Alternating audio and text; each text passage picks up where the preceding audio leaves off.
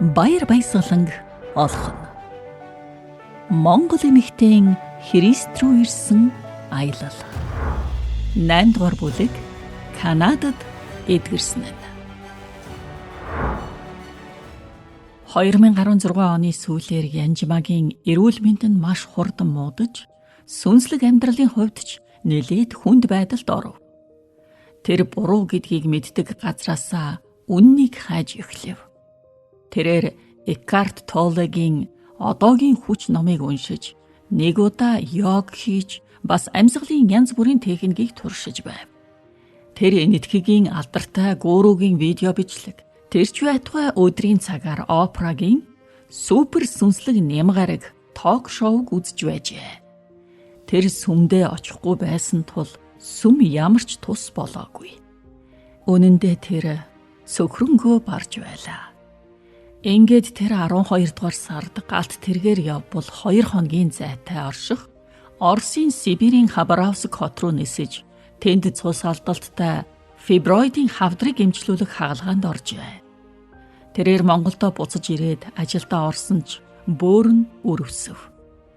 2017 оны дундуур түүний бие үнэхээр дороодсон нь тодорхой болов. Харин 7 дугаар сарын 1 шөнө тэрээр гэртээ хар хувцас өмссөн өндөр чөтгөр зогсож байхыг хараад нөхрийгөө дуудан орилжээ. Маргааш нь тэр хөдөлж чадахгүй болсон байв. Өдрөө түүнийг эмнэлэгт хүргэсний дараа тэнд 10 хонжээ. Ингээд босож чадахгүйгээс орондоо хөвтөөд цонхны гадаах модны мөчр рүү ширтэнэ. Тэр мод руу л харахаас өөр тийш толгоогоо хөдлөж чадахгүй. Ярьж чадахгүй байсан ч яагаад ч юм ер бусын амар амгаланг мэдэрч байв. Гэвч эцэст нь цус алдалт зогссон ч тэр өвдсөөрл байв. Тэр зогсохыг оролдох үед тэнцвэрээ олж чадахгүй байсан ч 10 хоногийн дараа эмнэлгээс гарахаар шийдээд майтгансаар гарчээ. Түүнээс хойш олон сарын турш тэрээр булчингийн өвчнөө эдгээлгэх гэж Солонгос эмнэлэгт өдөрт 2 цагаар зүүнний эмчилгээ хийлгэж байв. Ингээд аз олоход хүнсийг баяжуулах санаа Монголд газар авч байв. Янжма энэ талаар мэрэгчсэн цөөн хэдэн мэрэгжилтний нэг байсан юм. Монголчууд ихэвчлэн цагаан идэ, улаан махаар хоололдог тул төмөр А, Д амин дэмийн дутагдалд орох хандлагатай байдаг. Үржил муу хөрстэй, хүйтэн салхитай, хуур авар амьсгалтай учраас жимс булцуугүй хүнсний ногоо, буурцаг, самар, үр далайн хоол болон бусад хүнсний гол зүйл бараг байдаггүй байв. Засгийн газар эцэст нь олон хүүхэд өсөлтийн хоцрогдолтой байгаагийн шалтгаан нь ихийнх нь хоол тэжээлийн дутагдaltaй холбоотой болохыг олж мэдсэн байна. Тиймээс хүн бүрийн хэрэгэлдэг хүнсний гол бүтээгдэхүүн болох улаан буудаан гурил, тос, сүг баяжуулах хөтөлбөрүүдийг боловсруулжээ. Ингээд 2017 оны 10 дугаар сард ундраа Янжмаг гендрийн тэгш байдал, эрүүл мэнд кибер аюулгүй байдлын асуудал эрхэлсэн улсын их хурлын ахлах зөвлөхөөр томилсон нь төлбөрүүдэд төлөхөд нь тусалсан юм. Харин 2018 оны шинэ жилийн өдөр Дэвид Бахати залгав. Дэвид GSM-ийн гол төлөөлөгчдийн нэг юм. Тэрээр Пакистан дахь хэсгийн захирал байв. Тэр араб, пунжаби, урду, англи хэлээр ярьдаг тул БТ-тэй орчуулагчийн хуваар олон жилийн өмнө Карачи хотод уулзаж байжээ. БТ түүн дээр гараа тавин залбирахад тэр сүнсэнд цохиулан шалан дээр унаад уйлж байв. Түүний хүмүүжил нь зүүн өмнөд Азийн ядуу бураа орны хүүхдийнхтэй адил байв.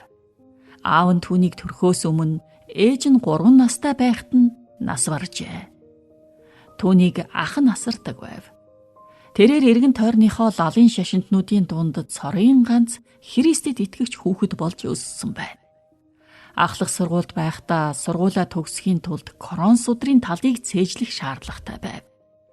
Тэрээр Портленд руу нүүж Бэти Жери нартай 7 сарын турш амьдарч GSM-ийн философи үйл ажиллагааны талаар чадах бүхнээ сурчээ. Тэрээр Пакистанд буцаж ирээд энэ ажлыг гүйцэтгэх авиаслаг хүмүүсийг олж зохион байгуулалтаа гарамгай байв. Тэрээр явандаа олон улсын хэсэг хариуцсан захирлаар томилогдсон дэлхийн өнцөг булан бүрийн GSM-ийн салбарын ажилд аудит хийдэг байлаа. 2018 онд тэрээр Канад руу нүүж, Онтарио мужийн Кингстон дахь Queen's-ийн их сургуульд ажилд орж, олон улсын оюутнуудтай ажилдаг болсон юм. Тэрээр Янжимаа руу утастан GSM баггүй хугацаанд түүний талаар санаа зовсон тухай хэлжээ. Бурхан Бахатид түүний төлөө залбир гэж хэлсэн байна. Тэр Янжимааг зөвхөн эрүүл мэндийнхээ төлөө Канад руу цагаачилж чадах болов уу гэж бодсноо хэлв. Авиас чадвараараа тэр ажилд орох боломжтой байсан ч эхлээд өөрийгөө тэнхрүүлэх хэрэгтэй байв. Тэгтэл Янжимаа зүүдлэв. Тэр задгай сансарт байгаа юм шиг дэлхийн дээгүр хөвж байсан. Өөр хоорондоо холбогдсон гэрлийн цэгүүд нь дэлхийг хамгаалж буй тор эсвэл үл үзэгдэх бамбай мэт байв. Чи эдгээр гэрэлтсэн цэгүүдийг харж байна уу? Гэж бурхан түүнээс асуув. Тийм ээ гэж Янжимаа хариулав. Чи бусадтай холбогдно. Чи тэр цэг юм гэж хариулав. Энэ бол үнэхээр онцгой мэд байсан бөгөөд Янжимаа түүнийг ямар нэгэн чухал зүйл хүлээж байгааг мэдэж байв. Ингээд 6 сарын дараа буюу 8 дугаар сард тэрээр аялах боломжтой болов. Мичэл сангийн шугамаар Канадын уул уурхайн компани Монголд ажиллаж байхдаа Монгол хүүхдүүдээс сонгож Канадад цусланд явуулах ажлыг ивент итгэж байгааг тэрээр олж мэдсэн ажээ. Эрдэнэ Resource Development Group өсвөр насны 2 монгол хүүхдийг Nova Scotia мужийн Halifax-ийн ойролцоох Акадиагийн их сургуулийн катапульт хэмээх цуслан дэлгээхдээ Янжимааг багшаар нь дагалдуулан явуулахар болжээ.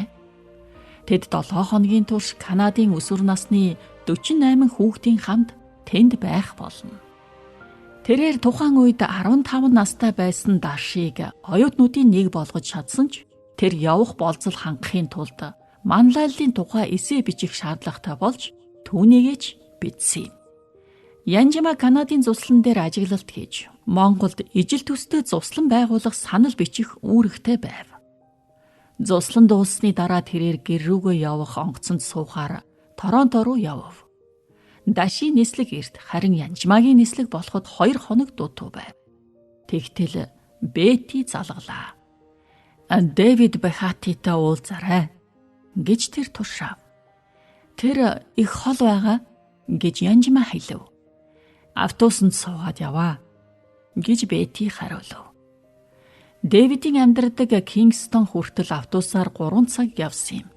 Дэвидтэй хийсэн уулзалт хангалттай сайн болсон ч гадаадад байсан тэр 7 хоногт түүний амьдралыг өөрчилсөн уулзалт бол Канадын GSM-ийн захирал асан Yoel Marlon Loken нартай нуурын ирэг дээрх гэрт нь уулзсан явдал байсан юм. Yoel түүнийг сүнснүүдийг ялган таних бэлэг авьяастай болохыг анзаарчээ. 2007 онд анх GSM-д зочилсныхаа дараа Янжимаа хүмүүсийн төлөө залбирахдаа тэдэнд тохиолдсон зүйлсийг үзэгдлээр хардаг байв. Гэвч хүчингийн хохирогчид түүгээр залбируулах үед Янжимаа хүчингийн хэрэг үйлдсэн бодит дүрслийг хараад байсан тул тэрээр эдгээр үзэгдлийг харуулахгүй байхыг Бурханаас гуйжээ. Үүний дараа тэр нөхцөл байдлыг сэтгэл санаа болон бие махбодын хувьд мэдэрдэгч бодит дүр зургийг оюун ухаандаа харахаа болсон юм. Үүний оронд тэр асуудал байгаа биеийн хэсэгт халууныг мэдэрч ямар сэтгэл хөдлөл, эдгээгүй сүнслэг асуудал эсвэл хараал байгааг мэдэрдэг болсон юм. Ийм сүнслэг үзэгдлийг Христ итгэлд мэдлэгийн үгс гэж нэрлэдэг. Тэр бас асуудлыг хэрхэн шийдвэрлэх талаар ойлгуулсан мэрэгэн ухааны үг авдаг. Тэр Yoelд энэ тухайга мөн өмнө нь харсан зүүднийхээ тухай ярив. Тэрээр сүүлийн 3 жилийн хугацаанд тохиолдсон санамсаргүй зүйлс, саажилттай холбоотой олон тооны эрүүл мэндийн асуудлынхаа талаар хуваалцжээ. Нэг удаа тэрээр 3 хоног хөдөлж чадаагүй, Монголд үзүүлж байсан эмч нарын хинэн ч юунаас болж байгааг мэдэхгүй байсан тухай. Зарим нь үүнийг генетикийн эмгэг гэж үзсэн тухай. Мөн ховдоос ирээд өвдсөн тэрээр 7 сар хүний тусламжгүй алхаж чадаагүй. Мөн 20 жилийн турш архаг нурууны өвдөлт эмэгтэйчүүдийн олон асуудалтай байсан тухайга ярив. Yoel сайн мэдээг тунхаглагч Эндрю Вомакийн Бурхан чамайг сайн сайхан болгохыг хүсэж байна. Чи аль хэдийн авсан гэсэн 2 номыг санал болгожээ. Тэрээр мөн Торонтод байнга очдог өөр нэг эдгээх бэлэг авьяастай сайн мэдээг тунхаглагч Билли Беркийн тухай дурдав. Мөн Йоэл түүнийг ариун сүнсээр баптизм хүртсэн эсхийг асуув.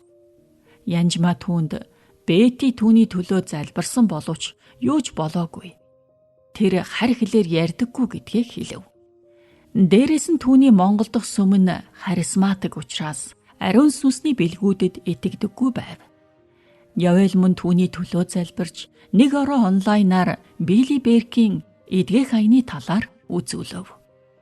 Маргааш нь Янжмаас эрэхтэй нурууны өвчтөнд арилаа зогсохгүй. Сарын тэмдэгтэй холбоотой бүх асуудал нь алга болж ямар ч өвдөлтгүй болсныг мэдэв. Тэр шатаар дээш доош гүйж чаддаг болсон тул өвчин намдах эмээ хайжээ.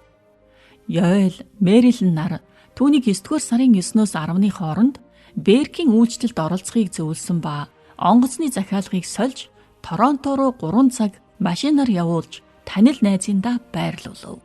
Маргааш нь тэр сүмд очиход нэг хүн муу ёрийн сүнснүүдээс ангиж ирснаа гэрчилжээ. Янжмаа сууж байсан газартаа халууныг мэдрэв. Тэр байрандаа буцаж ирээд чөлөөлөлтийн төлөө ганцаараа залбирав. Чөтгөрүүд түүнийг 2 цаг хагасын хугацаанд нэг нэгээрээ орхин явхад биеийн чичирч байгааг тэр мэдрэв. Нэг нь порно донтолт байсан. Энэ нь түүний өмнөх жилүүдэд бэлгийн хүчирхийлэлд өртсөний улмаас түүнд орж ирсэн байв. Түүнд эдгээр сүнсний зарим нь олон жилийн өмнө магадгүй бүр бага наснаас нь хараалдур байсантай үүдэн орж ирсэн байх гэсэн сэтгэгдэл төрсөн. Тэрээр мөн анх удаа харь хэлээр ярьж эхлэв. Мөн ямар төрлийн хүлээстэй байгаагаа Бурханаас асууж эхлэв. Зөвхөн бага насандаа төдийгүй өсвөр насандаа дахин хүчндүүлж байсантай холбоотой хүлээс байгаа нь тодорхой болж байв. Дараагийн өдөр нь өвдөлтийн зарим хэсэг нь түүний биед буцаж ирэв. Тэр хэрхэн чөлөөлөгдсөн тухай гэрчлэлээ хуваалцахаар Билли Беркийн цуглаанд буцаж очив. Түүнийг гэрчлэх дараалалд зогсож байх үед өвдөлт нь улам нэмэгдэжээ. Зарим хүмүүс түүний төлөө залбирсан ч өвдөлт нь багассангүй.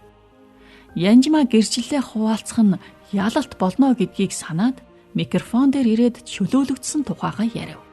Түүнийг ярьж байх үед өвдөлт алга болов. Энэ хооронд тэрээр Канадын хэд хэдэн томоохон компаниас өгөгдлийн менежерээр ажиллах, ажлын ярилцлагад орох тухай цахим шуудан хүлээн авсан байна. Тэр онгоцны захиалгаа дахин өөрчлөв. Торонто, Оттава, Монтреал зэрэг олон хотуудаас ярилцлагын хүсэлт ирсэн байв. Нэг компани нь түүнтэй 4 удаа ярилцлага хийсэн боловч тэдний нэг нь ч бүтсэнгүй. Гол асуудал нь түүнийг Канадад ажиллах зөвшөөрөлгүйтэй холбоотой. Үүнийг авах нь удаан үйл явц байсан юм. Улмаар тэр Монголд буцаж ирэхдээ хүмүүсийг эдгээх залбирах нь илүү хүчтэй, мөн өөрийгөө цэвэр сав мэт болсныг анзаарсан. Хинч түүнд нүглээс цэвэрлэгдэх боломжтой гэж хэлж байгаагүй. Тэрээр сүмийнхээ зохион байгуулсан залуучуудын цусланд орчуулга хийж байхдаа гэр бүлээс гадуур бэлгийн харьцаанд орсон Христэд итгэгчид өршөөгдөд зогсохгүй цэвэрлэгддэг гэж номлогчдын нэг нь хэлхийг сонсов. Харин Янжма Библийн хуучны монгол орчуулгад ариусгах, цэвэрлэгдэх тухай ороогүй байгааг анзаарав. Өөрөөр хэлбэл 1-р Иохан 1-р бүлгийн 9-р ишлэлийн мөн биднийг бүх зөвхт бус байдлаас цэвэрлсэн гэсэн хэсэг тэнд байгаагүй. Зөвхөн уужилсан гэсэн үг л байв. Гэхдээ энэ нь англи хэл дээрх King James орчуулгын хувилбартай байв. Бурхан түүний нүглийг уучлаад зогсохгүй, түүнийг цэвэрлсэн гэдгийг тэр ойлгожээ. Тэрээр уучлагдах, цэвэрлэгдэх 2 ялгаатай болохыг ойлгов. Мөн өөрийгөө олон жилийн туршид муухай, маш бохир эмэгтэй гэж мэдэрч байсан ч эцэст нь өсвөр насныхаа бүх аимшигт байдлаас салж цэвэрхэн болсон юм байна гэдгээ ойлгов. Ингээд Канадын айлчлалын дараа олон зүйл өөрчлөгдсөн юм. Янжма гэр бүлийн хамт сүмээс сольж уран зургийн хичээлд суухаар шийджээ. Тэрээр 1992 онд Христэд итгэгч болсон эртний найз лавх сүрэнгийн байгалмаатай холбогдов. Түүний нөхөр Баатар 2017 онд зүрхний шигдээсээр нас барж байгалмаа нөхрийнхөө нэрэмжид сан байгуулж байжээ. Тэрээр Янжмаа болон өөр нэг зураач найзтайгаа студид зурж сурах боломж хомос бүсгүйчүүдэд зориулан Пүрэв гарагт уран зургийн хичээл зохион байгуулжээ. 2019 оны 1-р сард Янжмаа Бурханаас яв гэдэг үгийг сонссоор байв. Өдрөө үүнтэй ижил зүйлийг сонсож байсан ч Америк руу буцах юм байна гэдгийг тэд мэдээгүй байлаа. Хаашаа явах вэ гэж Янжмаа Бурханаас асуув. Чи 7-р сард мэдэх болно гэж түүнд хэлв. Бас нөхрөө даг гэж нэмж хэлв. Тэр үед хүтрээ байшин барьдаг жижиг бизнес эрхэлдэг. Мөн Улаанбаатар хотын хэдэн рестораныг шарсан болоод хальсалсан төмсөөр хангадаг төмөсний жижиг үйлдвэртэй байжээ. Чухам тэр үед тэрээр харь хэлээр залбирч байхдаа хүдрээгийн төлөө иш үзүүлжээ. Тайлбар нь яруу найргийн монгол хэлээр энэ бол миний хүү. Би түүнд маш их хайртай. Хүдрээ бас хүү юм уу? Гэж Янжмаа гайхав. Би Есүсийг л цорын ганц хүү гэж бодсон. Тийм ээ. Бид Есүс Христэд итгэснээр түүний хүү охин болдгоо гэсэн илчлэлтийг зүрхэндээ хүлээж авдаг билээ. Ингээд Янжмаа зөвлөгөө өгөх стратеги дахин бодож эхлэв. Тэрээр хувь хүмүүст зөвлөгөө өгсөөр байсан ч тэр ганцаараа үйлчилж байсан тул Христ итгэгч удирдагчдыг сургахад илүү анхаарал хандуулах ёстой юм байна. Тэд илүү олон хүнд хүрэх юм байна гэж бодож эхлэв. Удирдагчдад бас асуудал тулгардаг. Паструудад ч бусадтай хуваалцаж чадахгүй өвөрмөц асуудал байдгийг тэр ойлгосон юм. Энэ хооронд улсын их хуралд зөвлөхөр ажилласаар байв. Тэрээр 2-р сарын дундуур Вашингтон, Нью-Йорк хотуудад Монголын парламентын гишүүд болон Америкийн бизнес эрхлэгчдийн уулзалт зохион байгуулахад туслах үүрэг хүлээсэн юм. 2019 оны эхээр засгийн газар солигдсноос уулзалт цуцлагдсан ч Янжмаа хүдрээ нар үүнийг Америкийн нэгдсэн улсад явах боломж олдлоо гэж үзсэн юм. Хүдрээ Шарлотт дахь хуучин нутаг руугаа нисэх үед Янжмаа Портландд Доротио бит хоёроос бүрдсэн Satellite багаа шалгахаар хамгийн түрүүнд буув. Дээрээс нь Янжмаа GSM-ийн шинэ гүйцэтгэх захирал Тереза Строптой уулзахыг хүсжээ. Бетиг 2009 онд тэтгэвртэй гарснаас нь хойш түүний ажлыг хэдэн жил хэд хүн ээлжлэн хариуцсан ажиллаж байсан юм. Харин GSM нь бужигнаантай байсан ч Терезагийн удирдлага дор тогтворчж байв. Янжмаа Бивертонд зархаар хэдэн зураг авчирчээ. Бямб гаргийн орой Портландд ирсэн тэрээр цагийн зөрөөгөө гаргахын тулд Доротетай нэг хонж дараа нь даваа гарагт GSM дээр ирж хэд хоног өнжин 7 жилийн дараа анх удаа хичээлдээ эргэж суув. Тэр Бетитэй маш их цагийг хамт өнгөрүүлж Satellite багийнхаа худалдаж авч өгсөн шинэ Apple компьютертай танилцав. Харин тэр үед би Янжмаатай анх удаа уулзсан билээ. Би Портландд 4 хоног байхаар тохиролцсон тул шинэ MacBook Air хэрхэн ажилуулах талаар товч заавар өгөх гэж түүнийг мегмар гаргийн өглөө ойролцоох Apple-ийн дэлгүүрт урьж авчирав. Тэгээд бид өмсгөд тохиромжтой ажил хэрэгч даашин завхаар дэлгүүр хэсэж явтал Янжмаа ягаан шар улаан нэл ягаан өнгийн геометрийн дүрстэйгээс нэгийг сонгосон юм. Тэр надад Чикагод байрладаг монгол эмэгтэйчүүдийн хөгжлийн сангаас жил болгон зохиодог хурлын үеэр эх сард үг хэлэх урилга авсан гэж ярив. Тэр хурал нь Сиэтл хотод миний амьдардаг газрын ойролцоо болох байв. Ивент итгэгчид түүнийг тэнд очвол бүх зардлыг нь төлөх боловч онгоцны тийснийхээ тал зардлыг өөрөө доох ёстой байв. Би өөртөө United компаниар чөлөөтөө нисэх агаарын мил хангалттай байгааг сансан юм. Янжмаад тэр хүмүүстэй холбоотой байх нь ирээдүйд үн цэнтэй байж магадгүй гэдгийг би мэдэрсэн юм. Ингээд бид ойролцоох ресторанд үдийн хоол идэж байхдаа би түүнд 3 дугаар сард болох арга хэмжээнийх нь нислэгийн тийзийг худалдаж авлаа. Тэрээр GSM-ийн лав гарагийн оройн Библийн хичээлд ирэхдээ геометрийн дүрсэн хээтэй даашинзаа өмссөн байв. 40 минут үргэлжилсэн түүний яриа байшинг дөргөв. Эхлээд тэр эх орноо англиар Монголия, Чингис хааныг үнэндээ Чингис хаан гэж дууддгийг сонсогчдод зааж өгсөн нь их ухаалаг алхам санагдаж байв. Бас Монгол орн, ялангуяа Улаанбаатарын хэд бохирдол нь сүнс, бие махбодын хувьд хатуу ширв. Бидний орчны температур хасах 40-оос нэмэх 40-ийн хооронд байдаг гэж тэр хэлв. Бид яг л харах шиг бид ямар ч орчинд амьд үлдэж чадна гэв. Дараа нь тэрээр өсвөр насны хүчирхээлэлд өртсөн түүхээрээ сонсогчдынхоо нулимсыг хэд хэдэн удаа туслуулж байв. Бусдад үргэлж тусалдаг ээж нь хизээж өөрийг нь анзаардаггүй байсан дууралдаг байснаа. Мөн өсвөр наснд нь сургууль дээр нь ирсэн Христ итгэгч солонгосчууд түүнд ямар нэгэн өөр зүйл байдгийг мэдрүүлснийг ярив. Би Есүсийг хүлээж авахдаа энэ тамаас зугдах гэж байсан гэж тэр хэлв.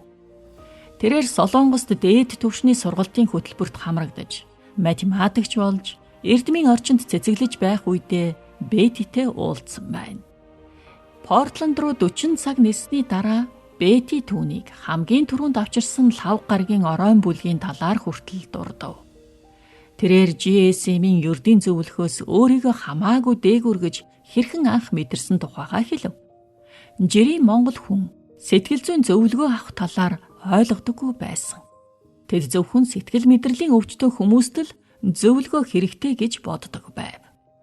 1 сарын дараа би уйлж өөрийгөө ямар нүгэлтэй гэдгээ ойлгосон. Би үр хүндэлт хийлгсэн, би хүмүүсийг гомдоосон, би хувиа хичээсэн хүн байсан хэмээн ярив. Дараа нь Бети түүний яриаг хэсэгхэн хугацаанд таслав. Энд гайхамшигтай оюун ухаан, эвдэрсэн сүнс, бэлэн зүрх сэтгэл байсан гэж тэр хэлв. Янжмаа, Бурхан чамайг хизээж төсөөлөөгүй газар чинь тавина гэв. Би үнэндээ амиа хорлохыг хүссэн. Тэр үед би үхэхийг хүсэж байхад харин Бурхан үхэхийг хүссэн охиныг аварсан юм. Би өөрийгөө үн цэнтэй биш гэж бодож байсан. Эр хүнээс айдаг хүний хувьд Бурхан түүнд нөхөр төдийгүй 4 хүү хайрлсан нь тэнгэрлэг хошигнол мэд санагдсан. Би гэрлэж хүүхэдтэй болно гэж хизээж бодож байгаагүй. Гэсэн хэдий ч би хайртай нөхөртөөгөө гэрэлсэн юм. Одоо би 5 хүнтэй амьдарч байна гэж ярив. Тэрээр 40 настай байхад нь өөрт нь дуудлага ирж байгааг мэдэрсэн байна. Би нэг хүн, гэхдээ Бурхантай байхад нэг хүн хангалттай гэж тэр дүгнэв. Дараа нь тэрээр зүүн тийш нисэж хүдрээтэй хамт Шарлотт, Вашингтон DC хот дох найз нөхөд холбоо барих хүмүүстэйгээ уулзав. Тэрээр докторийн зэрэг хамгаалсан их сургууль дээрээ очиход түүнийг дахин 1 юм уу 2 жилийн хугацаанд докторийн дараах судалгаагаа дуусгахаар буцаж ирж болохыг зөвшөөрсөн гэж хэлэв. Энэ нь их эзний хилээд байсан зүйл байж магадгүй юм гэж Янжмаа бодов. Тэр гэр бүлээ хойд Каролина руу буцаан шилжүүлэхээр болов. Энэ цаг ууган хүү дашийнхын хувьд тун тохиромжтой үе байлаа. Тэр Америкийн нэгдсэн улсад ахлах сургуулаа төгсөөд Америкийн их сургуульд төвөггүй орох боломжтой болов. Бусад хүүхэд нь англи хэлээр чөлөөтэй ярьдаг учраас тэд ирээдүйд ажлаа үрд баталгаажуулах болно. Ингээд 3 дугаар сард тэрээр Bellevue Hyatt зочид буудалд хэд хоног үргэлжлэх Монголын эмэгтэйчүүдийн чуулга уулзалтад оролцохоор Сиэтл хот руу нисжээ. Хэдий хэцүү байсан ч ховдод өнгөрүүлсэн цаг нь түүний нэр хүндийг үндэсний хэмжээнд өсгсөн. Мөн Forbes сэтгүүлийн Монгол хувилбарын хавцсан дээр зурган нийтлэгдсэн нь хамгийн гайхалтай нөлөө үзүүлсэн юм. Би зочид буудлаас ердөө 10 милийн зайд амьдардаг байсан тул түүнийг илтгэл тавих өглөө тэр газар нь очив. Өглөөний 10 цагт хүсэн хүлээсэн байрандаа ирэхэд 60-70 орчим монгол эмэгтэй танхим дүүргэсэн байв. Янжмаа хар хүрэм хөх ногоон даашинз өмссөн байв. Тэрээр гол төлөв буддын шашинтай сонсогчдод дэлхийн ойлголтыг Христийн үзэл баримтлалтай чадварлагаар хольж сүнсний үржимс гэж нэрлсэн сайн чанаруудын жагсаалтыг ашиглаж зүрх сэтгэлээс гарч ирдэг бодол нь толгойноос гарч ирдэг логик бодлоос юугаараа ялгаатай болохыг тайлбарлав. Итгэл нь зүрхнээс, үнэмшил нь оюун ухаанаас ирдэгэ гэж тэр хэлв. Тэр өөрт нь муу зүйл хийсэн хүмүүсийг уучлах, мөн байнга талархаж байх эерэг ярианы талаар ярьсан. Тэрээр Монгол дахь бэлгийн хүчирхийллийн тоо баримттай слайд үзүүлэхдээ өөрийн өнгөрсөн амьдралыг дурссан ба таны хэн болох нь хүний амьдралд юу тохиолдсноор тодорхойлогдохгүй гэдгийг онцолжээ. Зарим эмэгтэйчүүдийн царайнаас харахад үүнтэй төстэй хүчирхийлэл өвдөлтийг амссан нь тодорхой байв. Цааш нь тэрээр Чингис хаан, Бэтигийн хэлсэн үг, урам зориг өгсөн Христч илтгэгч хөл гаргүй төрсөн Ник Викинуч хэмээх Австрали ирийн видео бичлэгийг илтгэл дээрээ үзүүлв. Янжмаа мөн Библийг уншсанаар итгэрсэн тухайгаа дурджээ. Ярианых нь шашны өнгө аясыг хүлээн авахгүйч байж болох сонсогчдын өмнө тээнхүү зоригтой ярьсан юм. Азар бүгд хүлээж авсан мэт санагдсан. Ингээд сүүлд нь би Янжмааг машинаараа тосон аваад гэртээ орон хоолоор дайлсан юм. Тэгэхэд би түүнийг математик, бизнесийн ур чадвараараа Хойд Америкийн альж корпорацид их хэмжээний цалин авч чадах маш авьяаслаг эмэгтэй юм байна гэж бодлоо. Харин тэрээр үүний оронд эх орондоо Христ итгэлийн үйлчлэлийн шинэ хэлбэрийг эхлүүлэхийг хүсжээ. Тэр эмэгтэйчүүдэд Янжмаа өөрийнхөө амьдралын тухай тохимол тарааж өгвөл яасан бол түүний нөлөө цааш хэр зэрэг үргэлжлэхийг бодох хэрэгтэй. Мөн Америк дахь монголчуудын зарим нь түүний үйлчлэлийг дэмжихийг хүсэж магадгүй юм. Эцсийн эцэст эмэгтэйчүүдийг бэлгийн хүчирхийлэл мөн бага насны шархнаасаа ангижрахад туслах нь эмэгтэйчүүдийн хөгжлийн гол түлхүүр биш юм бол өөр юу байхсан бilé гэж би гайхшин бодов. Гэвч Янжмаад өөрийнхөө тухай юм бичих чадварч цагч байхгүй тодорхой байлаа. Харин надад боломж байсан. Миний 14 настай охин тусгай хэрэгцээт хүүхдүүдэд зориулсан сэтгэгдсэн эмнэлэгт бүтэн жил байх шаардлагатай байгаа.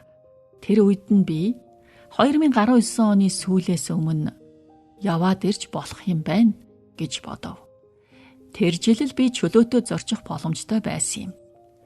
Би Жули Лервиг шиг Монголд очиод Янжмааг хэдэн 7 хоног дагаж амьдралыг нь судлавал яах вэ гэсэн бодол эргэлдэв. Доротиа, Бэти нартай энэ талаар ярилцлаа. Түүнчлэн Янжмааг ямар сүнслэг тэмцэл дунд байгааг мэдхийг хүсвэл дэмжих бүлгээс хэн нэг нь очвол илүү дээр гэж би мэдэрч байв. Тэгээд Янжмаатай холбогдоход болгоомжтойгоор зөвшөөрөв. Аялал жуулчлалын оргил үе. Мөн гэр бүлийн амралт зугаалгын цаг болсон 7 дугаар сард түүн дээр очин түүнээс 3-7 хоног хамааран амьдрах Америк хүнийг хэрхэн зугаацуулах, хамтдаа юу хийх талаар Янжмаа бурхантай ярилцсан залбирсан байх. Тэрээр эхэндээ би ном бичүүлэхгүй гэж хэлсний дараа бурханд загнуулсан талаараа надад хэлээд миний сандлыг дурамжихнаар зөвшөөрсөн юм. Янжмаа эзэн зэмлэв. Чи яасан хувиа хичээсэн юм бэ? Чи зөвхөн өөрийгөө л бодох юм. Жулагийн хувьд цорын ганц ирэх боломжтой цаг нь. Энэ чиний тухай биш.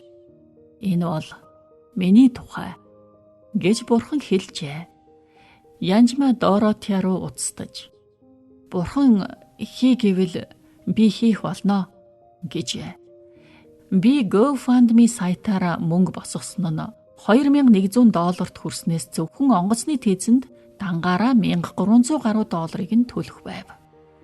Энэ нь Делтагийн онгоцоор Токио руу, дараа нь Японоос Монголыг иргэний агаарын тээврээр Улаанбаатар руу явах нислэг байлаа.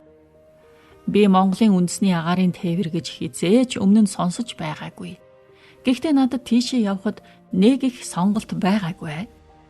Надад амьдрах хямдхан байр хэрэгтэй байв. Янжмаа хүдрээ хоёрын хотын төвд 2 өрөө байранд гэр бүлийн 6 хүн байгаа болохоор багтах зайгүй дүүрсэн байв. Тэгтэл тэдний өмнө нь амьдарч байсан Баянгол дүүрэгт байрладаг 51-р байрыг түрээслэгчд нь гэнэт 6-р сарын сүүлчээр гарна гэв. Ингээд би амьдрах байртай болсон юм. Янжмаа засаж тогтжуулаад намайг хүлээж авлаа. Ингээд 7-р сарын 2-ны өглөө би найзаараа нисэх онгоцны буудал хөргүүлж тэндээс алс дорнодыг зорилоо. Америкийн нэгдсэн улсын зохиолч сэтгүүлч Жулия Дювиний бичсэн Баяр баясгалан олхон буюу Монгол эмэгтэйн Христ рүү ирсэн аялал номын 8 дугаар бүлгийг та хүлээн авч сонслоо.